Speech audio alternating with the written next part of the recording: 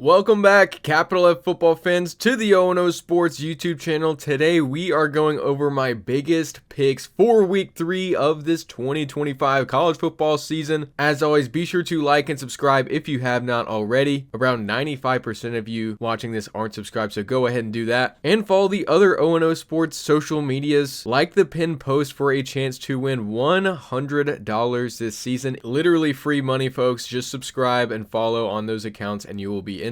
And with that out of the way, let's go ahead and jump right into it, starting with Georgia Tech versus Clemson. Clemson is a 3.5 point favorite in this matchup on the road, which means FanDuel has them winning about 28-24. And to put it simply here, both of these offenses just scare me a lot. Haynes King is coming off an injury from last week. We've yet to see if he will fully recover, but in week 1, that Georgia Tech offense had 3 turnovers against what is probably a bad Colorado team. Doesn't make me super confident in this offense as a whole. And on the opposite side with Clemson, they only had 300 total yards versus Troy and had 2 turnovers themselves. And I don't want to disrespect Troy, but Clemson is a team that is vastly more talented than Troy. It should never have been that close. The offense really had a letdown performance in this one. And with that being said, this matchup, in my opinion, is going to be determined by these defenses. Georgia Tech's defense hasn't looked bad so far, but Clemson's is way more talented overall. They've battled it out with LSU and gave Clemson a few opportunities to win, which of course the offense did not take advantage of. And despite this being a road matchup, I think this defense knows they have to make plays in order to win this game. I think they're the much more aggressive unit in this one, probably end up causing a few turnovers. And on top of that, Clemson's offensive ceiling, while the offense in general hasn't been great this year, is higher than that of Georgia Tech's. That wide receiver room, if given opportunities, can take over ball games. I have Clemson winning 23-17 in what should be a defensive slugfest. I think Georgia Tech could come out to an early lead that Clemson has to come back from, but at some point this Clemson offense just has to get over the hump and play to their potential. And the next matchup, probably the game of the week this week. I know College Game Day is there. It's Tennessee versus Georgia. Georgia is a 3.5 point favorite in this matchup, and FanDuel has them winning 27-23. And these are two teams that really haven't been tested yet. Tennessee has gotten the better test here against Syracuse,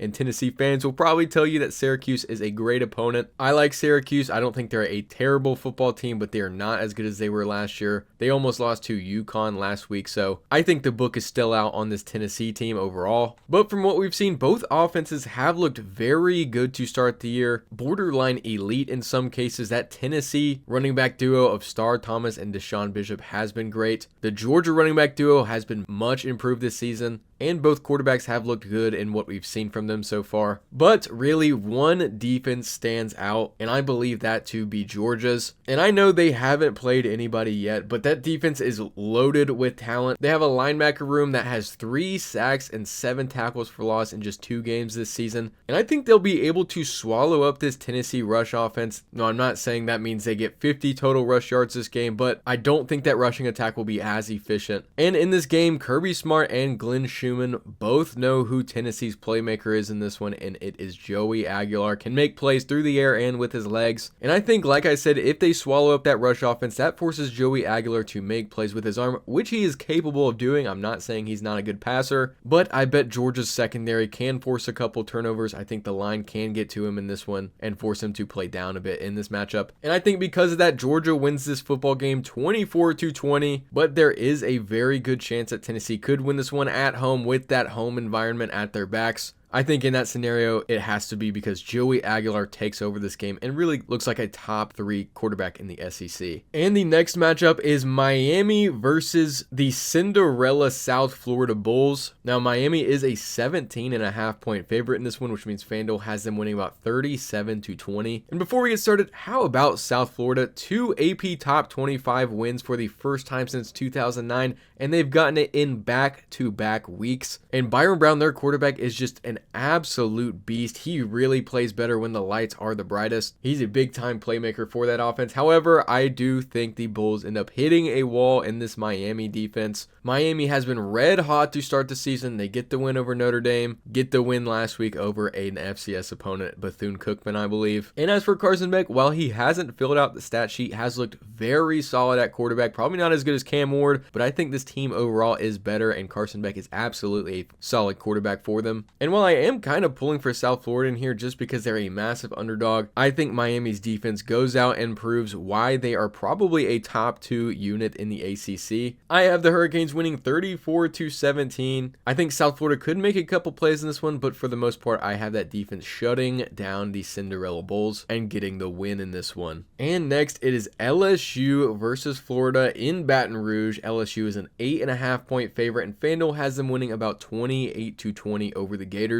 And you might be thinking, Florida just lost to USF. They looked terrible in that matchup. There's just no shot that they win in this game. But from what I can tell, this looks like a huge letdown opportunity for LSU. They're coming off a surprisingly bad performance against Louisiana Tech. And I do mostly just think that that's LSU playing down to an opponent, but that's not a great sign. The LSU defense has been solid. Garrett Nussmeier has made some big plays, but the offense as a whole hasn't really broken out into what I believe they would be coming into the season. Haven't really shown an ability to step on the gas pedal and light up a team so far. And on top of that, Florida has been backed into a corner after this loss. They're going to be hyper aggressive. And if you don't believe me, just look at last season when it looked like their season was over. They go out and win a key stretch of games to put them in a bowl game. And much like Nussmeier, DJ Lagway is a big play machine. He really elevates that offense, even though they haven't been great in the play calling department for him so far. And that ultimately falls on Billy Napier's shoulders. He has not given up play calling duties. And I think that costs them again here. I have LSU winning 23-17. I think this is a defense fest. And while I do have DJ Lagway making a few big plays, maybe even holding a lead in this game, I think ultimately that LSU offense really blossoms into what I believe they could be coming into this season. And last, for my week 3 big game predictions, it is Notre Dame versus Texas A&M. Notre Dame is a 6.5-point favorite, and FanDuel has them winning about 28-21. And in my opinion, this game is going to come down to one thing, and that is who runs the ball better. Don't get me wrong, Marcel Reed is amazing. He's going to be able to make plays both with his arm and with his feet. He is that kind of talent. And for what it's worth, CJ Carr also isn't a terrible passer, but I believe this game will absolutely be won on the ground. And in that aspect, A&M has the advantage of Marcel Reed also being a very capable dual threat quarterback. And on the opposite side, CJ Carr isn't bad either, but Marcel Reed is just on a different level right now. And in this matchup, Texas A&M has sneakily been the better rush offense altogether. But in that aspect, Texas A&M also has only played UTSA and Utah State so far. And on top of that, this rush defense has not been where it needs to be for this Aggie defense, which is huge for this Notre Dame team. A&M's averaged almost 150 yards allowed on the ground so far to those two opponents, and over 4 rush yards per attempt. That is not at all what you want to see coming into a game where you're going to be facing a rush offense with Jeremiah Love and Jadarian Price, who haven't looked amazing this season, but you just know they're going to break out at some point. I think the rushing game goes Notre Dame's way, and on top of that, this is going to be played at Notre Dame, and in their head coaching careers, Marcus Freeman has never lost to Mike Elko. He's 2-0 against Elko-led squads, both at Texas A&M last year and Duke 2 years ago, and I think that trend continues. I have Notre Dame winning 27-21 in what is probably a dogfight for a half.